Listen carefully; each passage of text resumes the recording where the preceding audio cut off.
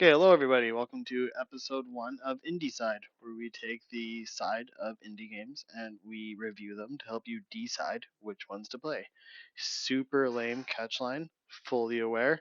If you think of anything better, please comment it. I would like to upgrade that. This video is brought to you by Sane Game Studios. I am Sane, and I am an amateur game developer. So today we're going to be talking about Blossom Tales: The Sleeping King.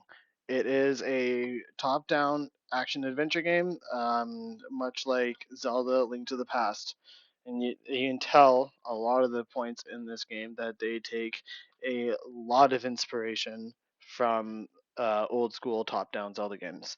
Overall, though, great game. Highly recommend it. But with that, let's go into it and we'll talk about what I liked about the game, what I didn't like.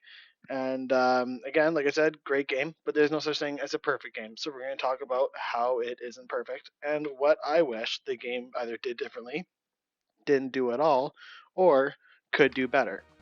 So first of all, here we have the title screen, and this is where my first issue comes in, right? It says press spacebar to continue. It doesn't even say press spacebar, actually. It says press SP, and anybody can really deduce that what they mean is spacebar.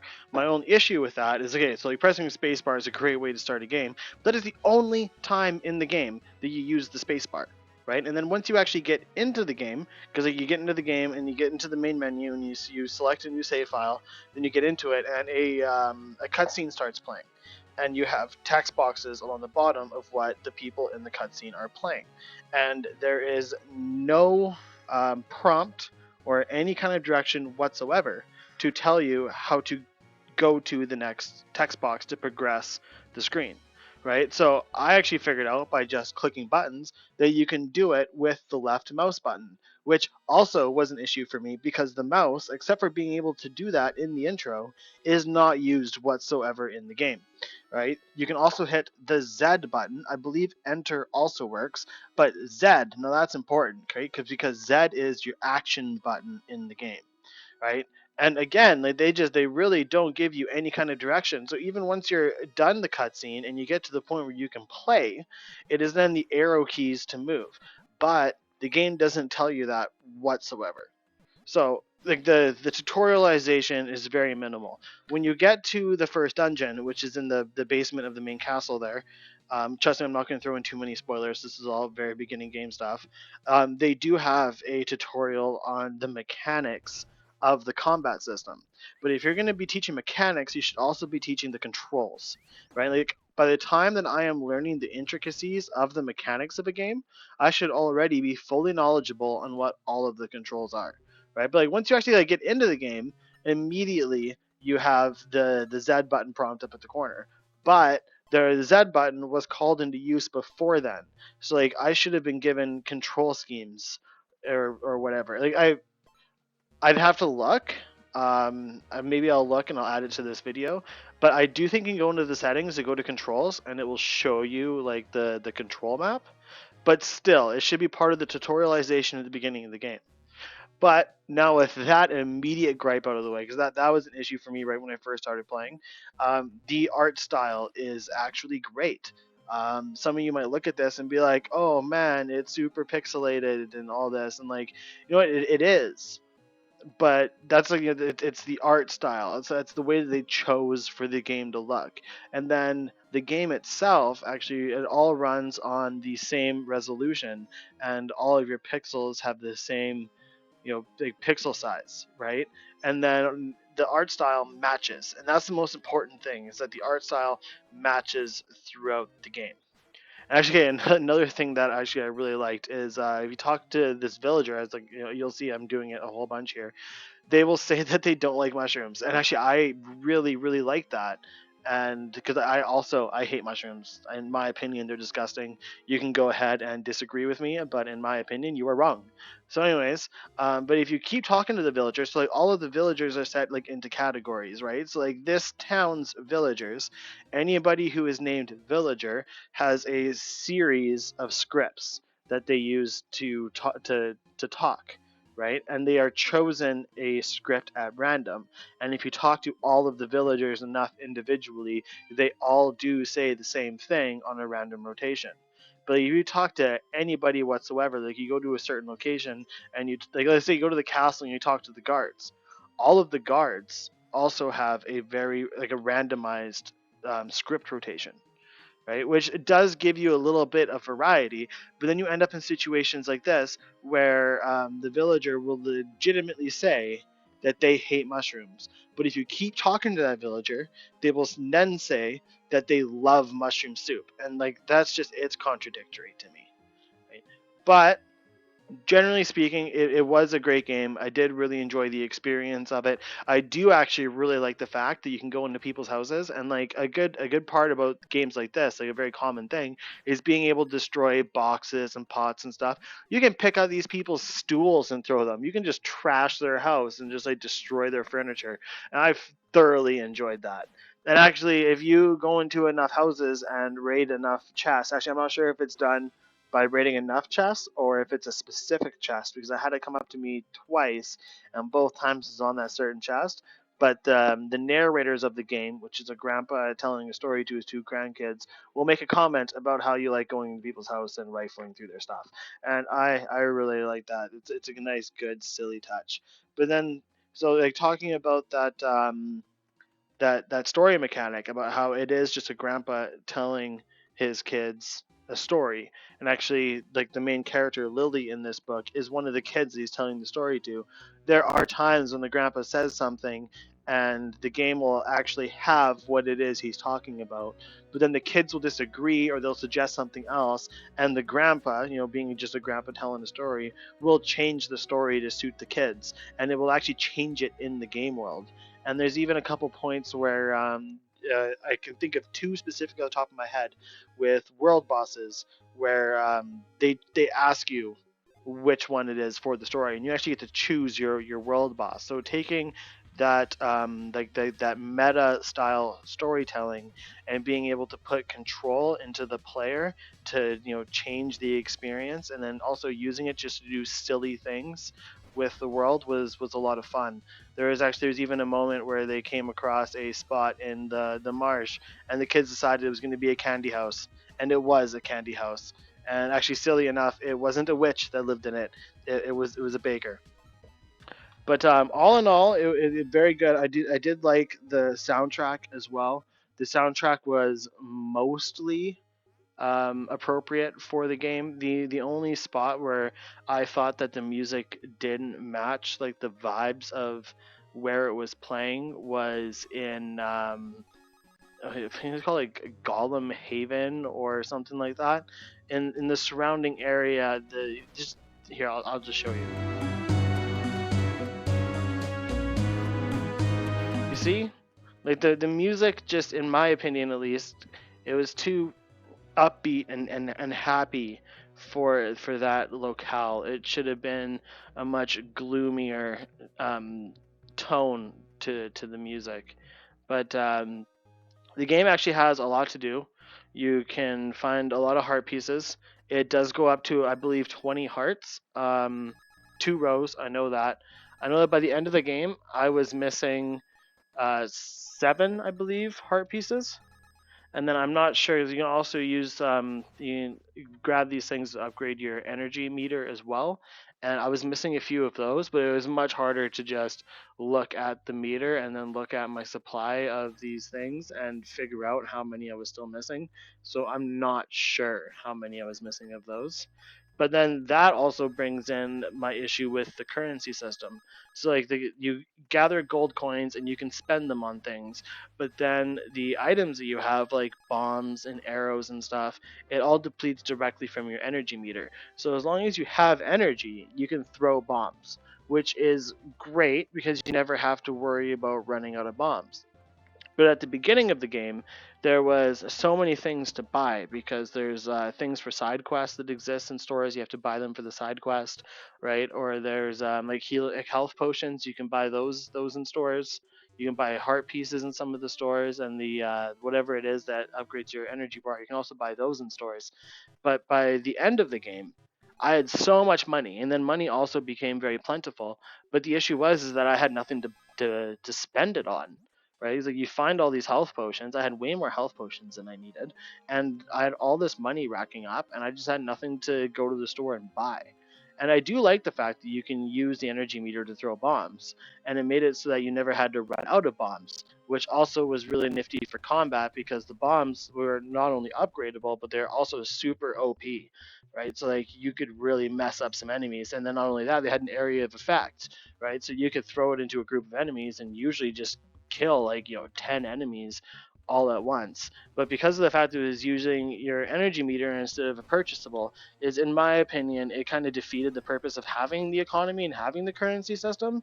Like you could have been able to achieve everything that the currency system achieved through other means. Oh, while actually I'm thinking about it as I'm watching the video playback, I haven't edited the video yet. I'm just doing my voice, and I'm going to edit the video to the voice. But the clouds.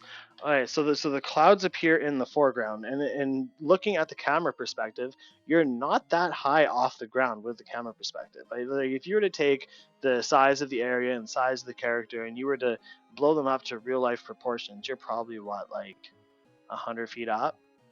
Like you're not very far off the ground from your camera perspective. So when you're down in like the valley and like down, especially in like the main castle and stuff, why are there clouds floating in front of the camera? It doesn't make sense. And then all that does is it just impedes your vision. So as you're running around, you can't see what's going on over here because you have a cloud taking up like a quarter of your screen. And if you run underneath the cloud, it becomes transparent so you can see what you're doing in that area. But it's like, why is the cloud there in the first place? And then also, if your clouds are being transparent when you run behind them, how come the trees aren't? If I run behind that tree, the tree doesn't become transparent so I can see where I am. But if I run behind the cloud, it does. And then there's even areas where like having the cloud there would make sense. Like if I'm at the top of the mountain, it would make sense to have clouds there. And like you do go to a top of a mountain in this game, and you could have the clouds there, and it would look proper. But like running around in the world, the clouds are just always there. And in my opinion, it was an unnecessary art choice, and it really just impeded the gameplay. But yeah, the currency system, in my opinion, was useless. There was different ways you could have worked around the currency system. I do like the fact that the main fast travel for the Blossom Castle puts you directly above a shop as well as right above the blacksmith. You only have to go to the blacksmith once. And when I first went there, it seemed like it was a sword upgrade, but then once I actually got the upgrade, it was a bow upgrade. So I'm not exactly sure how that worked. Like maybe if I had brought the items for the bow upgrade before I had the bow, if maybe it was a sword upgrade, or I do not know. But I'd have to look at the footage to know for sure. But I do know that I was under the impression it was going to be a sword upgrade, and it wasn't. And I was actually rather disappointed about that. You do get a sword upgrade later in the game. By then you have upgraded bombs, and you're probably just throwing those all over the place, and you don't even really use your sword that much. But I almost never use my sword, especially late game. I would just throw bombs everywhere, right? And again, like they shouldn't have used the energy bar. It should have just been a item, and then that would have given you something to buy in stores. Like I don't know, just there's certain aspects of this game that definitely could have been done better. That definitely left like a little bit to to, but anyways, like I said, it was a great game. I was counting side quests. I counted 11, but by the end of the game, I was actually just kind of too focused on playing it because I was enjoying the game that I know for sure I missed marking some on my notes. I tried to do my best to go back and try to just remember them. And yeah, I do think that there was a total of 11 side quests. Most of them were fetch quests, but then the things they're asking you to fetch, besides a couple things to buy in stores, which I guess gave use to the currency system, they were just dropped by enemies, and you would go and kill enemies in certain areas or kill certain enemies, and they would drop these items. And then even after you filled the quest, a lot of the time, if you would still keep getting the items, you could then just trade them for currency and just get money to spend on nothing. So I guess that was all right. Another issue actually I have with the controls is the action button, which you would use to drag items and pick up items, and there's also the same button that you would use to talk to people was also your button for the sword. And the only reason that was really annoying is a lot of time I'd be trying to like pick something up and instead I'm slashing my sword, or I'm trying to cut a pot in somebody's house or try to destroy their furniture, and then I end up talking to them instead. And it's like, man, I've already heard your random bullshit like multiple times. I don't want to keep listening to you. I just want to destroy your house. And then it would get in the way because it's all the same button. Even if I decided to not pick things up and use my sword instead, it's still the same button. And then not only is it the same button, but by the control configuration, using the arrow keys and you're using Z, X, and C, friggin' Z is not a primary finger. You're either going to be using your pinky or your ring finger for it, and then that leaves your index finger to be over on one of your items, when it should be a much more prominent. Like they could have kept using the space bar and used that for the sword. Like I said, I played this on computer. That might be an issue that they fixed for the console ports. I know for sure this game is available on the Nintendo Switch, which honestly kind of makes sense. It seems like a Switch kind of game, but it also kind of is a rip off of old school Zelda games. So as to, I don't understand the whole thing behind that. Okay, but with all that said, I think it's about time that we wrap this up. So I'm gonna say that this game's a 7 out of 10. It was a very good game.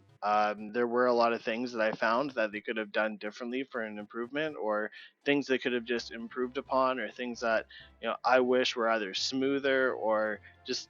But like, there's no such thing as a perfect game. There is only great games, and this was a great game. Okay, don't get me wrong. There's also bad games, but I'm telling you right now, this was not a bad game. When I was trying to do the review for it, I found a lot of the time that I honestly completely forgot that I was doing a review if it wasn't for the fact that I was recording all my gameplay.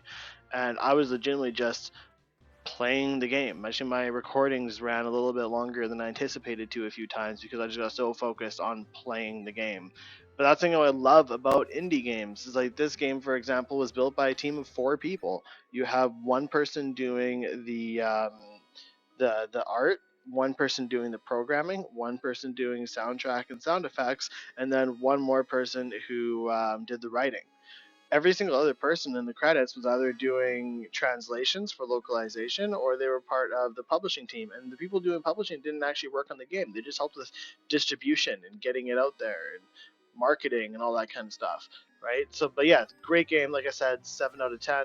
I do really enjoy indie games, and I plan to do reviews on a lot more indie games through this show that I am calling the Indie Side. And I know next I'm actually going to be doing the sequel to this game, and it's called Tales of Blossom: The Minotaur Prince. And I'm just really curious to see if they picked up on anything that I mentioned in this video, obviously without watching the video, and see if they improved upon it in any of the ways that I said, and if they improved upon it in other ways, what other ways. So yeah, so next it'll be a week after the release of this video. You'll be getting another video of the sequel for this game. But yeah, indie games are great because you still get like the heart and soul, right? Like we get like major AAA games that are created by these soulless corporations that have like these massive budgets but don't care about like what the game actually is and the art form that is developing games. And a lot of the time they are underpaying and a lot of the time also abusing their employees. So I'm not going to name any specifics, but I'm pretty sure if you rack your brain, it won't take you very long to think of a game development company that has lost its direction, lost its ways, and even been accused of mistreating or underpaying its employees. But anyways, with that, I'm going to call it. I'm going to say thank you very much for watching my video. I really enjoyed making this video. It was a lot of fun playing this game. Um, Again, if you have any ideas for indie games or anything that you would like to see reviewed, let me know. I can either post it down in the comments or you can send me a message directly. Or honestly, I'm not really sure how YouTube works. I'm super new to this.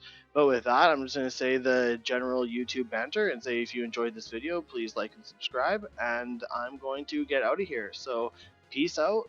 Thank you very much for watching.